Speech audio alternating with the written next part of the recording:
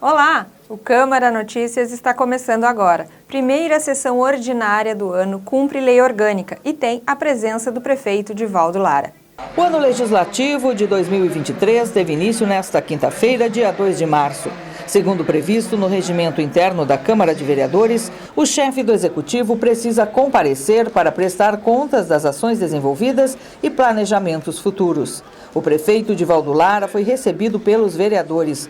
Para a mesa de trabalho, o presidente Rodrigo Ferraz convidou o vice-prefeito Mário Mena, o secretário de Finanças Cristiano Ferraz e o ex-vereador da Câmara em 1969, o desembargador Juca Giorges, que visitava a casa. O prefeito Divaldo Lara usou a tribuna por cerca de 2 horas.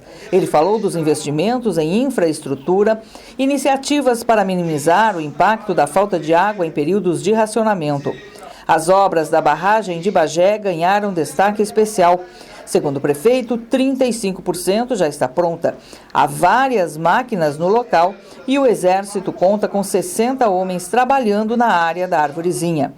Sobre a Guarda Municipal, o chefe do Executivo esclareceu que o treinamento encerra em abril deste ano e o grupo já começa a atuar na cidade e que o QG já tem lugar. Será na Rua Doutor Veríssimo, próximo ao Corpo de Bombeiros, e reafirmou que a meta é chamar os 40 guardas. Após, os vereadores tiveram espaço para fazer perguntas ao prefeito, o que resultou em mais 4 horas de debates. O prefeito ainda fez um desafio, propôs que os vereadores façam testes toxicológicos e trouxe enfermeiras de um laboratório local já para fazer as coletas. Eu creio que assim, né, o homem público ele deve muito prestar contas das suas atividades, né, e principalmente ser um exemplo, né, no exercício da atividade pública. Nós, né, entendemos que essa iniciativa é uma iniciativa porque acaba revelando, né, quem, de alguma forma, né, ocupa cargo eletivo e que faça uso de substâncias, e essas substâncias adquiridas, né, através aí de tráfico, adquiridas, né, através desse submundo, que é o submundo das drogas, né? Então nada mais justo, e o presidente da casa já está ali fazendo seu teste, que cada um faça o teste como eu fiz, né? Fiz o meu teste toxicológico, vim aqui, entreguei, né, para a Câmara de Vereadores, protocolei, vou fazer um outro de novo, sem problema nenhum. Por quê? Porque é meu dever, como chefe do Poder Executivo, dar exemplo, né? E eu espero que todos os vereadores façam, revelem, né? Nós vamos ter acesso. E se não fizer, lógico, a população vai acabar sabendo, né, o quão suspeito é a posição de um parlamentar que resolve não prestar contas, justamente se faz ou não faz uso de alguma substância ilícita. E aqui atendendo uma proposição do prefeito municipal, né, na questão de dar o exemplo de conduta lisa, transparente e moral, né, propondo aos vereadores e a ele mesmo que faça o teste toxicológico, né, para comprovar à nossa comunidade que os líderes do município não têm nenhum envolvimento com qualquer tipo de entorpecente. Eu acho uma iniciativa brilhante, justamente eu que trabalho com essa pauta de combate à dependência química, ajudando essas pessoas que tanto sofrem com o vício, trazer para a Câmara de Vereadores e posteriormente também para a Prefeitura essa exigência que todo e qualquer cargo, seja o prefeito, vice-prefeito, vereador, secretário e CCs, por exemplo, realizem periodicamente o teste toxicológico para mostrar à comunidade que realmente tem condição moral e idônea, né, para exercer as suas atividades dentro da sua instituição. Retomada a sessão ordinária, foi aberta a pauta de discussões com pedidos de providências e requerimentos votados. TV Câmara inaugura nova dinâmica de entrevistas durante as sessões. Durante a primeira sessão ordinária do ano, a TV Câmara inaugurou uma nova dinâmica de entrevistas durante as sessões. Foi instalado um espaço personalizado nas galerias, onde uma repórter fica entrevistando ao vivo. Sendo assim, fica uma jornalista fazendo entrevistas dentro do plenário e a outra nas galerias.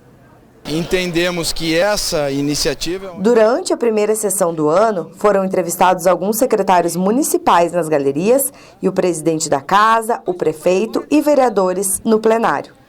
O objetivo é tornar mais dinâmicas as coberturas das sessões pela TV Câmara Bagé. Toma posse o Conselho dos Direitos da Criança e do Adolescente para os próximos 2 anos.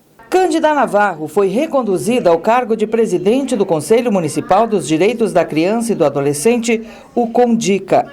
A posse do grupo foi no dia 1º de março, no Salão Nobre da Prefeitura de Bagé. O CONDICA é o órgão gestor do Fundo Municipal dos Direitos da Criança e do Adolescente e o mandato da diretoria se estende até 2025.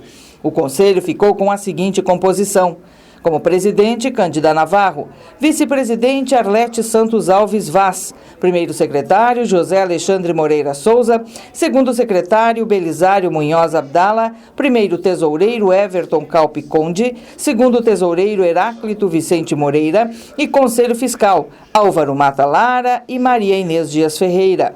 A Câmara de Vereadores é parceira do trabalho do conselho. O conselho está aí para servir a comunidade brasileira, servir toda a região, na verdade, que através do conselho consegue trabalhar em todos os órgãos de escola. E eu acho que esse trabalho tem que ser contínuo, principalmente dentro da escola. A presidente reeleita falou da reestruturação do conselho na gestão passada e destacou que agora o trabalho é de conscientização e deve ser intensificado.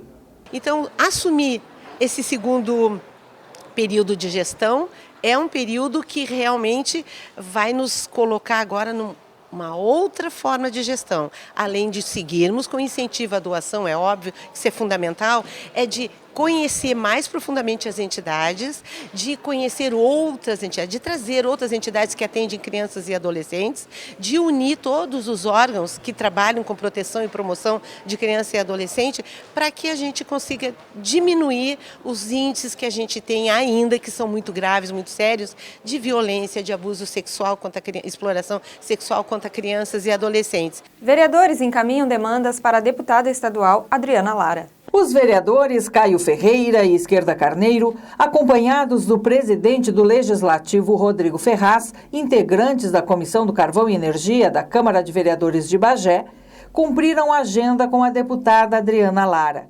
Entre as demandas entregues à parlamentar, o pedido de que avance ainda mais na pauta de defesa e mobilização no Estado para evitar o fechamento da usina termoelétrica Candiota 3, fase C, prevista em projeto de lei federal para encerrar as atividades no final do ano de 2024, a partir do fim dos contratos de comercialização de energia. A gente quer ser tratado com igualdade, que a lei de Santa Catarina seja a mesma lei do Rio Grande do Sul.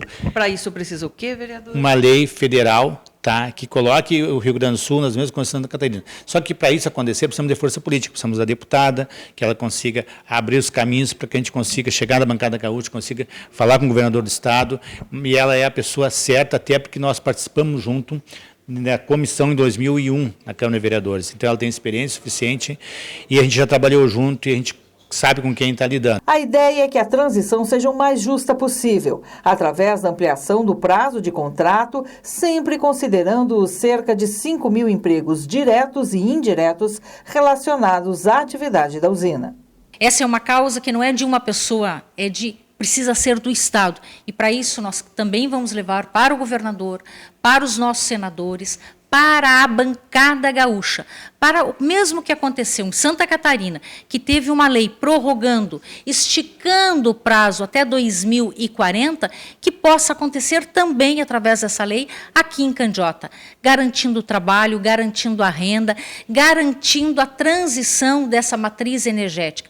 Importante constar que nós somos favoráveis às energias renováveis, porém, nós não podemos desconsiderar que hoje são mais de 5.000 empregos diretos e indiretos, pessoas que se sustentam a sua família e esse recurso que movimenta a nossa região. Ou seja, fechar o ano que vem a usina é um desrespeito com a história de Candiota, da nossa região e, sobretudo, com os trabalhadores que trabalham, que fazem daquela profissão o seu sustento. Ou seja, nós vamos ficar com um vácuo na nossa região que nós precisamos disso, da força política, de todos que possam trabalhar, o presidente da Câmara, a comissão, o nosso governador, a bancada gaúcha Lara Denise. Então, é isso que nós vamos fazer, eu estou junto nessa causa, porque essa é a nossa causa, é a causa aqui da Metade Sul, especialmente da nossa região, da região da campanha.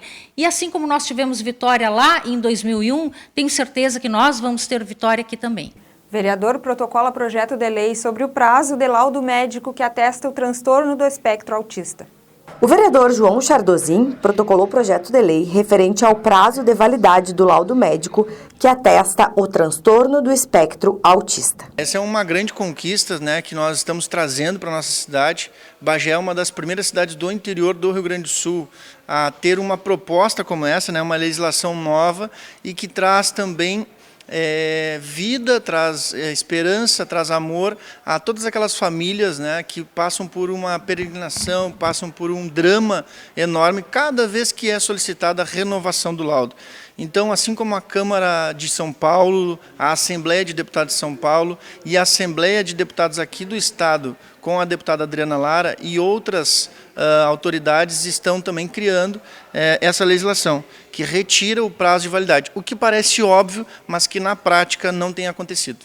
O transtorno do espectro autista, ele não tem cura, então não faz o menor sentido, não tem lógica alguma ter um prazo de validade no laudo ou ser solicitado, seja por empresa, por repartição pública, né, por outros médicos, e aqui a gente quer reservar toda a questão da medicina, mas que a gente sabe a dificuldade que a gente passa hoje, né, como familiar, enfim, como toda a família passa quando é solicitado um novo laudo. Então, hoje a gente consegue trazer aqui para as famílias mais hombridade, mais humanidade também na hora de ser solicitado esse laudo, na hora de apresentar, na hora de conversar sobre isso. E quando a gente fala sobre conversar sobre isso, a gente fala também em conscientizar a população, porque muitas pessoas não convivem com isso, então não participam desse processo de conhecimento do que é o transtorno do espectro autista, né?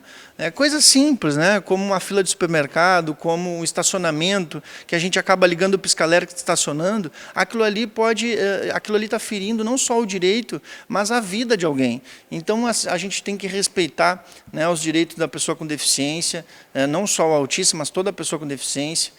E para isso a gente está legislando, implementando aqui no município de Bagé algo que parece muito óbvio, como eu disse, mas que na prática, no dia a dia, está ferindo, né, não só fisicamente ali o transtorno que tem mentalmente, né, a família, mas também tirando um direito daquela pessoa com deficiência. Então, o autista hoje, através desse projeto de lei que vai ser votado aqui na Câmara de Vereadores, vai ter um pouco mais dos seus direitos, né, respeitados. Então, o laudo vai passar a ser por prazo indeterminado, não havendo mais a necessidade dos familiares terem que retornar a uma consulta médica para fazer uma nova perícia, uma nova pregnação.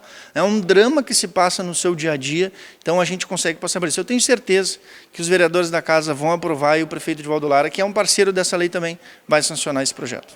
Presidente do Legislativo bagiense protocola a moção de repúdio a ato de governo federal. Na primeira semana de fevereiro, o presidente do Legislativo bagiense, Rodrigo Ferraz, esteve em Brasília, onde, entre outras agendas, ele protocolou uma moção de repúdio ao governo federal pela extinção das atividades da Secretaria Nacional de Cuidado e Prevenção às Drogas.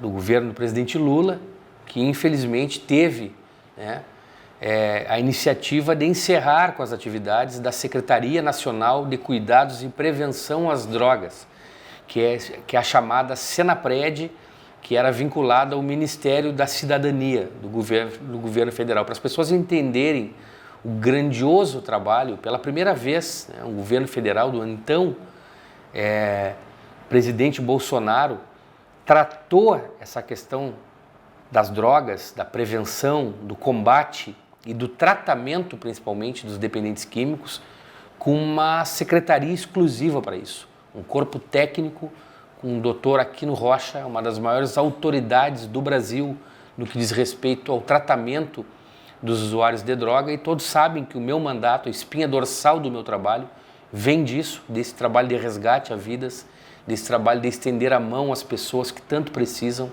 essas famílias que tanto sofrem com essa rotina desgastante que as drogas trazem a uma casa, a um lar, a um núcleo social e familiar.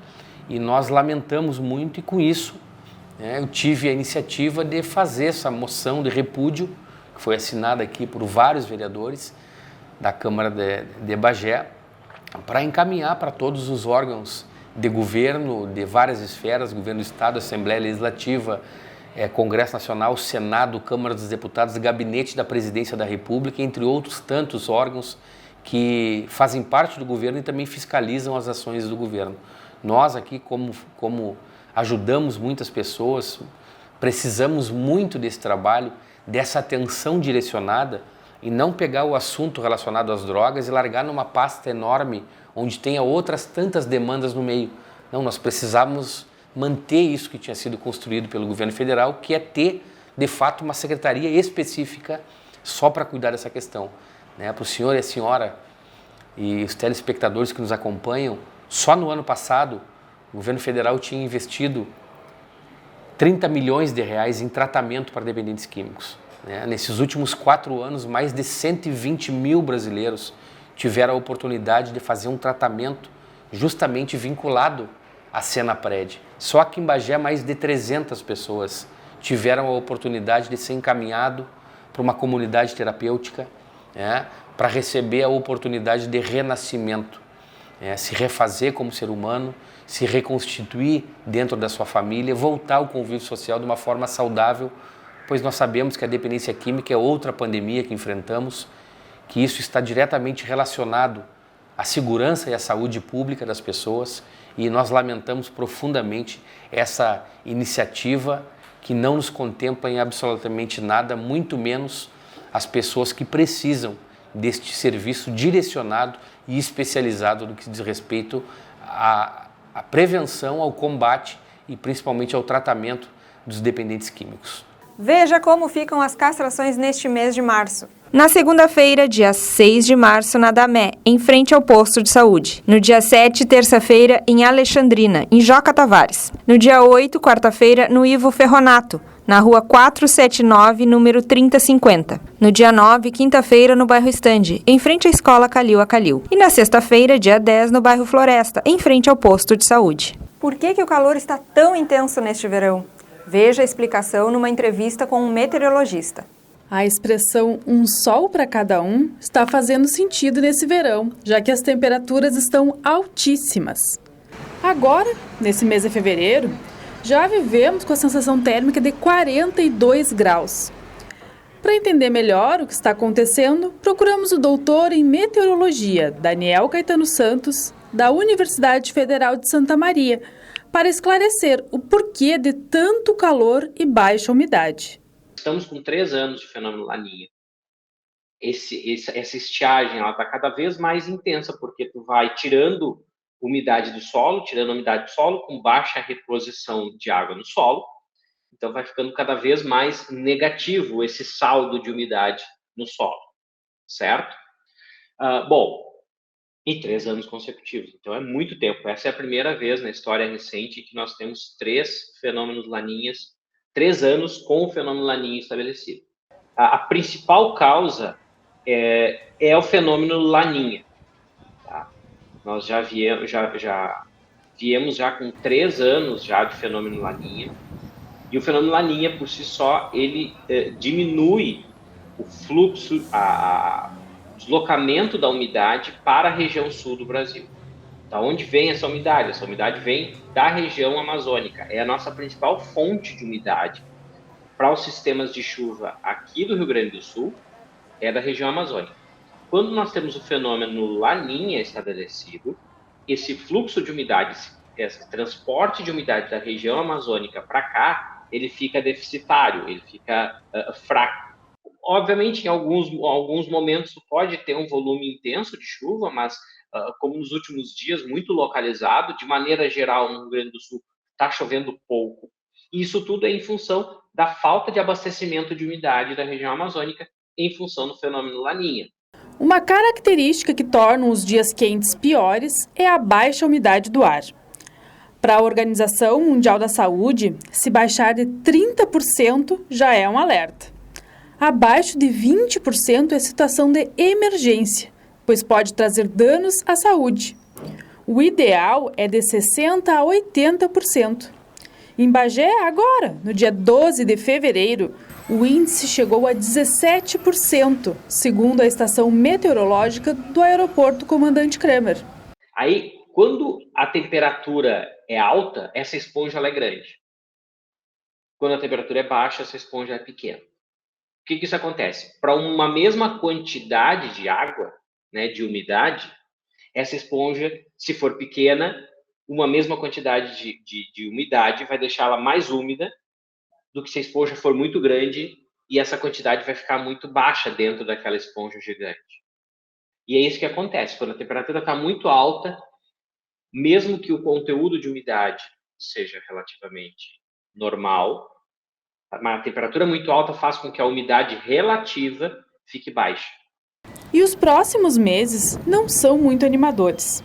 De acordo com as previsões climáticas, o fenômeno Laninha deve estar chegando ao fim, mas as chuvas devem continuar um pouco abaixo da média. Os prognósticos para o próximo ano, eles ainda não são animadores, porque nós teremos um fenômeno El Niño muito curto.